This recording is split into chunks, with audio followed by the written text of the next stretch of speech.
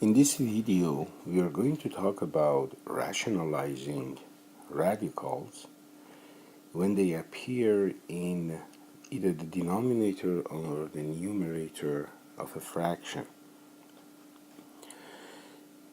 The first thing you have to remember is that if you multiply a radical, which is a monomial, like square root of 5 by square root of 5 again, with the same radical, you are going to get the radicand outside the radical. For instance, square root of 5 times square root of 5 is equal to 5. Square root of 10 times square root of 10 is going to give you 10 again. But in the case of a monomial, in the case of a binomial, under the square root, we can use the difference of squares. Meaning, if you remember from your grade 10 academic class, a minus b times a plus b is equal to, if we expand this one, a times a times b, b times a, and b times b is going to give you, a times a is a squared, a times b is going to give you plus ab, minus b times a is going to give you minus ba, minus b times b is going to give you b squared. Now simplifying the like terms, a squared is going to stay as a squared, but ab and minus ba are the same, so they are going to cancel each other. You're going to get minus b squared. This is the difference of a square. So a minus b times a plus b is a squared minus b squared. This is going to help us to rationalize the numerator or the denominator of a fraction if we have a binomial. For instance, this means that if I have, let's say, square root of 5 plus 2 square root of 11, if I multiply this guy by the same binomial, square root of 5, but instead of having plus here, if I multiply it by negative 2 square root of 11, I'm going to get a squared minus b squared. So I'm going to get square root of 5 squared minus 2 square root of 11 squared, which is going to be 5 minus 2 square root of 11 squared is going to give me 4 times 11, which is going to be 5 minus 44, which is going to be negative 39.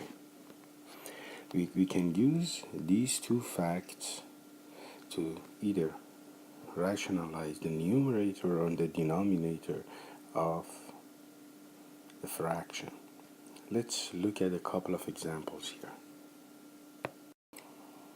Let's look at the first fraction, 5 over square root of 11. If we have to rationalize the denominator, meaning if we have to get rid of the radical in the denominator, we are going to multiply the denominator, in this case, by the same radical. Since the denominator is a monomial, we are going to multiply numerator and the denominator by square root of 11.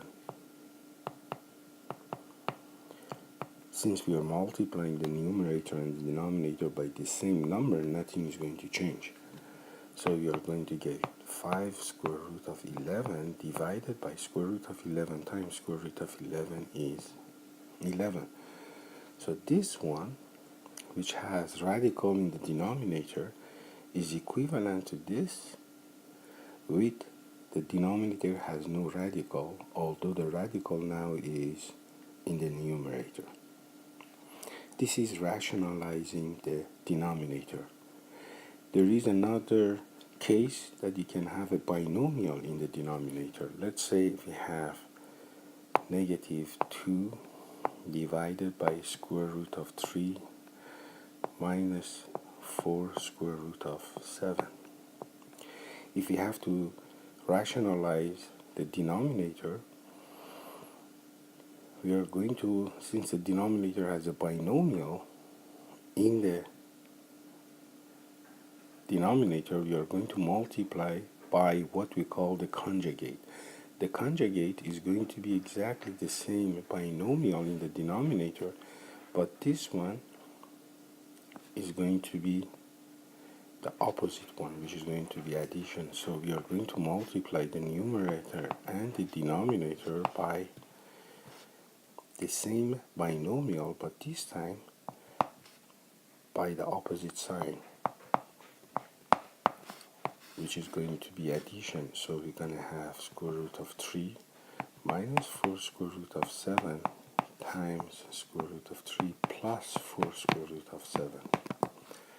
Since we are multiplying the numerator and denominator by the same quantity, nothing is changed. But now the denominator can be expressed as difference of squares. So the square of square root of 3 is 3 minus the square of 4 square root of 7 is 4 times 16 times square root of 7 squared is 7. So we get negative 2 times square root of 3 plus 4 square root of 7 divided by 3 minus 16 times 7 is 3 minus 16 times 7 is 2 here,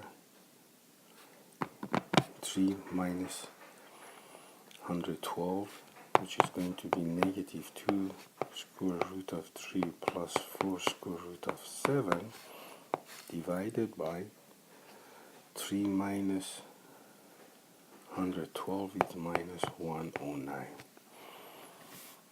So this fraction, which has radical in the denominator, has become to this fraction with no radical in the denominator.